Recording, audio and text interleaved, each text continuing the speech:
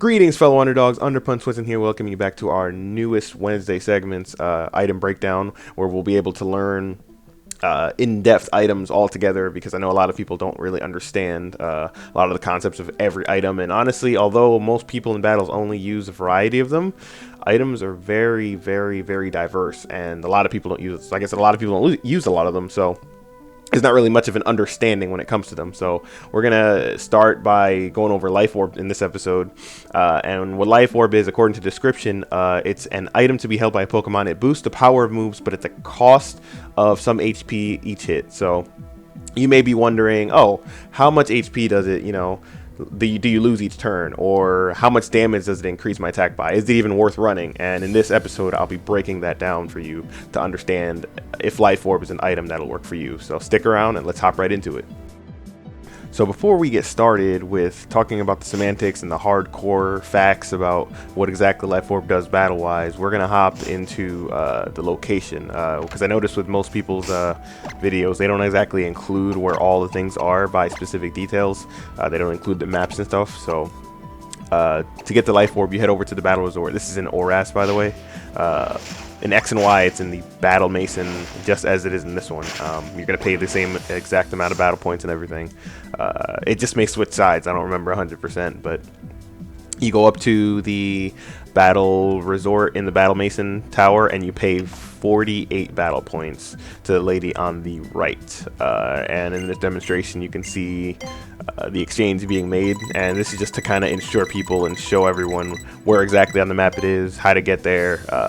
And again, that is on the the Battle Resort, and you pay 48 battle points and you get that. So that's where the location of the Life Orb is. Now we can hop right into those statistics. So at first glance, Life Orb is definitely an item that's trustworthy in battle. As the description says, at the cost of some HP. If you've ever been wondering, oh hey, is the cost of the HP something that I want to worry about? You've probably seen most people with the message underneath their whenever they use a move, it'll say such and such. Like, for example, Hitmonchan has lost some of its HP with an exclamation point at the end of it. That is due to Life Orb. So in most competitive battles, the way you understand if someone has a Life Orb is if you see that message at the end of it. That's the only time that message will appear. Along with other things as well. There's certain other examples, like someone using recoil moves and stuff like that. But as you can see in this video, whenever the people on the certain side of the field use their moves, every single time Hitmonchan uses a move here, or every single time Mawile uses her move here, you definitely see that there's a slight decrease in HP each turn. What that does is it boosts the damage by 1.5 of the attack itself. So there's two different stats to remember, not to complicate things too much, but there's two different stats to remember. There's the official attack type of the Pokemon, that can range from 200, 300, 400, etc. And then there's the attack of the move itself. Life Orb just gives boost to all of the moves itself. So whatever four moves your Pokemon has, Life Orb will multiply that by 1.3 and give them that extra ump, but at the cost of subtracting 10% of their HP. This is good and bad. I've definitely included a bunch of the reasons why this can be a good thing. I've included a bunch of the reasons why this can be a bad thing. And you'll definitely be able to find them more here. But to talk specifically more about Life Orb and to see if it's an item that you want to run, you can definitely see for yourself how much how little the HP that you lose from Life Orb is. So all in all, I wouldn't say it's that bad of an item. The reason I personally would say that is because there is no in a game like Pokemon, specifically when you're competitive battling, there's no reason to not try to take someone out. I mean, there's certain moves like recoil moves that you would do, like Brave Bird and stuff, which you'll probably see covered. Not Brave Bird specifically, but you'll probably see moves covered on Thursday's new scheduled segment. But any recoil move, it's almost worth doing, because you want to get rid of that Pokemon as quick as possible, and sometimes it wouldn't really matter. So with the Life Orb being, an increase in damage, I really think that it's really worth it. With a lot of the Pokemon that you'll see in this battle, I spec a lot of them in defense to show that, hey, the Life Orb damage really adds up. The reason I decided to include a regular Mawile is because she doesn't have huge power yet. So within this video, you can definitely see that regular Mawile doesn't have the most attack, but even with a Life Orb, she does a lot of damage. So I spec some of the other opponents that I had in defense, and I spec everyone with the Life Orb in their regular, basic online stats. And these are people who don't have the highest attack stats, and they're able to take such high damage just with a little 10% from Life Orb. So as you can see, it really has its build up, and it's pretty, it's a pretty decent item. However, it does have its drawbacks, and I'll definitely get into those right now. In this small clip, I demonstrate how with Hitmonchan, someone who has, I'm not going to say he has mediocre attack, but Hitmonchan doesn't have the best attack stat in the game. It only peaks out a little bit over 300. So what I did in this video is I've shown how his simple Drain Punch, which is a decent, decent nice stab move because he's a fighting type. I've shown how a Drain Punch on Hitmonchan can potentially do the same as it does with a crit. For example, what I did was I shown Hitmonchan's average damage with a Drain Punch, just a regular damage, no Life Orb whatsoever. Then I've shown how Hitmonchan uses the Life Orb and does massive amounts of damage, and then I've shown how he gets a critical hit, and the damage that he gets with a critical hit, which critical hits add a lot of damage, so the damage he gets with a critical hit is almost equal to, if not just around the same as with Life Orb. So that means that with Life Orb, just with a little 10% drop, you're actually able to get the same amount of damage as a crit. So imagine if you critted with a Life Orb. That's too much damage. So as you can see, Life Orb is definitely a good move to utilize, especially if you want to get damage credible or near critical hit ratio. So that's pretty cool. And then, like I said, you can stack them and get crits on top of that. So I don't know, just something to play with and something to think about, that Life Orb does nearly as much damage as crits. Obviously it depends on the move damage itself, but yeah, that's something else. So right now I want to hop into showing you some of the benefits of Life Orb, or some of the Pokemon who can use it to their advantage. In this clip, I decide to show how two specific abilities can be utilized a lot and massively by Life Orb. Those two abilities off the top of my head are Sheer Force and Magic Guard. I decided to choose Nidoking and Reuniclus for these examples. Not that they matter specifically. Actually, they are pretty good because Reuniclus has high special attack, and so does Nidoking. Well, decent special attack, but he also has Sheer Force. So the reason that Sheer Force is a good ability to use with Life Orb is because most people don't know this, whether they do or don't. There is a 1.3% boost on Sheer Force as is. So with a Life Orb, they don't lose any damage. A lot of people don't know this, but there is no increase on the Life Orb specifically itself. The way that's broken down is if someone doesn't have a move with Sheer Force, they can actually utilize it to their advantage. An example of this would be, let's say Nidoking uses a move that gets boosted by Sheer Force. The damage won't increase more, so that they don't get the Life Orb damage, so they don't lose HP. As you can see in this demonstration, Nidoking isn't losing HP because he already has the Sheer Force boost. They don't stack. However, let's say Nidoking learns a move, or you give him a move like Earthquake, not shown in the example, but let's say you give him a move like Earthquake, he'll lose HP because Earthquake doesn't have an additional stat, or a secondary effect to affect the Sheer Force. So you can kind of actually use this to your advantage, and this is a positive thing because now you can kind of play around with your opponent. Let's just say you're on 3% HP, and as you know, Life Orb takes 10% HP. So let's say you're on 3% HP. You can't afford to lose whatever Pokemon you have on the field.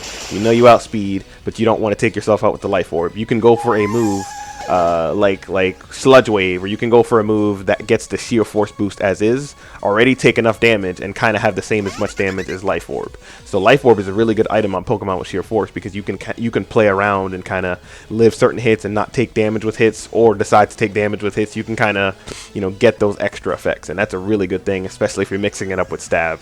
Another thing I decided to show in this clip is Reuniclus' Magic Guard. Now, a lot of people have Magic Guard, most commonly Alakazam, but the reason Magic Guard works with Life Orb is, unlike with Sheer Force, it actually stacks in a sense. What I mean by that is, whoever is using Life Orb with the Magic Guard ability, they don't lose HP. Magic Guard is an ability in which you can't be damaged by anything except by direct attacks, which means you can't be damaged by Stealth Rocks, can't be damaged by Burn, Toxic, any of that stuff. The only thing that can damage you is direct attacks. This means that with a Life Orb on the Magic Guard user, you don't lose any extra damage whatsoever. So it's a really cool thing to consider, especially since you're getting that 10%, you're getting the 1.3% boost on the move you're using. So for example, a Psychic on Reuniqueless normally does 80, you times 90 by 1.3 and you're getting massive damage without losing any HP from the Life Orb as is. So it's a really cool thing to consider. I definitely recommend, if you're going to use Life Orb, I definitely recommend at least having a Magic Guard user or a Sheer Force user. It's not 100% mandatory, but it's just something to consider, especially when those abilities contribute to it so much. And of course, there's other things and of course, there's a million other things that contribute to Life Orb. It's not just that. So please, by all means, find your own sets and tell me about them, so maybe I can make more videos about that. But now I want to talk about some downsides or some downfalls or pitfalls, if you would, to the Life Orb effect. So let's get right into that. So now I want to talk about some downsides to Life Orb, and when I say downsides, I mean really just crucial downsides. Some of the biggest downsides to Life Orb is that obviously it takes 10% HP, which isn't so bad at first glance. However, there are some primary examples, as shown in this clip, that are just extremely bad. Now, Pokemon is it's a reading game. It's all about predicting your opponent. It's all about seeing what they're going to do, and part of predicting is them knowing what items you have. So it's always good to kind of reveal and close back what you have, but one of the biggest downfalls to Life Orb is that right away your opponent can see what it is. Two of the biggest items that your opponent can kind of see right off the back are Life Orb and Leftovers, because they both trigger at the end of the turn. Of course, there's other items too, but those are two of the biggest ones and two of the most commonly used ones. So Life Orb triggers at the end of each turn.